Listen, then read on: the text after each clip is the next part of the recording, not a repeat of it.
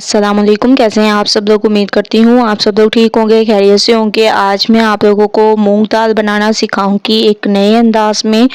तो आप लोगों ने ट्राई ज़रूर करना है मेरी इस रेसिपी को और मुझे अपना फीडबैक ज़रूर देना है। तो चलें स्टार्ट करते हैं। सबसे पहले मैंने ऑयल ले लिया, इसमें मैंने प्याज और टमाटर को पीस के डाल दिया है। ठीक है, इसका पेस्ट बना के आप लोगों ने डाल दें हैं। इससे दाल में एक तो टेस्ट बहुत ही ज़बरदस्त आएगा और बहुत ही खुशबूदार हमारी ये दाल तैयार होगी माशाल्लाह से। तकरीबन मैंने इसका पानी खुश्क किया है।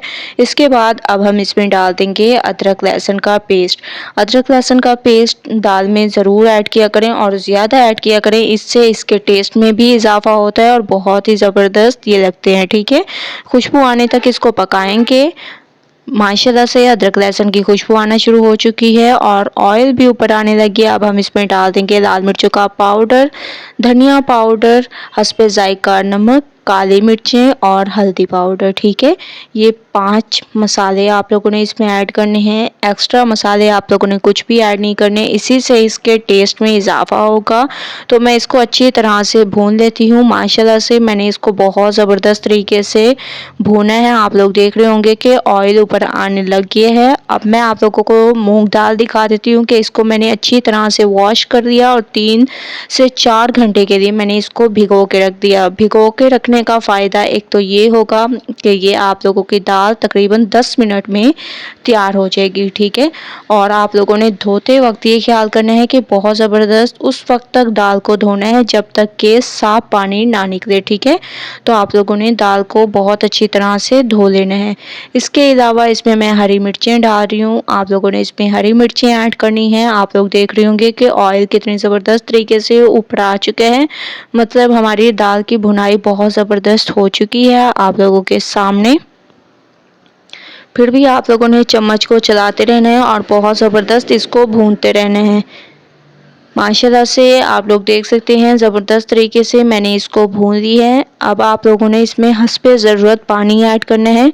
तो हस्बे ज़रूरत मैं इसमें पानी ऐड कर देती हूँ और 5 से 7 मिनट आप लोगों ने इसको पकने के लिए छोड़ देना है। तकरीबन 1 कप तक मैंने इसमें पानी ऐड कर दिया और 5 से 7 मिनट मैं इसको पकने के लिए छोड़ देती हूँ। उसके बाद चलेंगे नेक्स्ट स्टेप की तरफ। तो 5 से 7 मिनट वेट करते हैं। 5 से 7 मिनट हो चुके हैं। माशाल्लाह से जो हम लोगों ने पानी डाला था तकरीबन खुश्क हो चुका है और दाल भी हमारी ज़बरदस्त तरीके से गल चुकी है। मैं इसमें लेमन डाल दूंगी।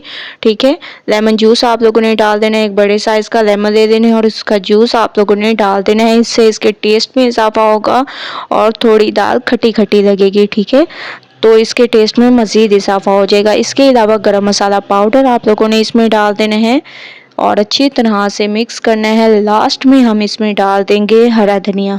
ठीक है, बारीक कटा हुआ हरा धनिया आप लोगों ने इसमें ऐड करना है।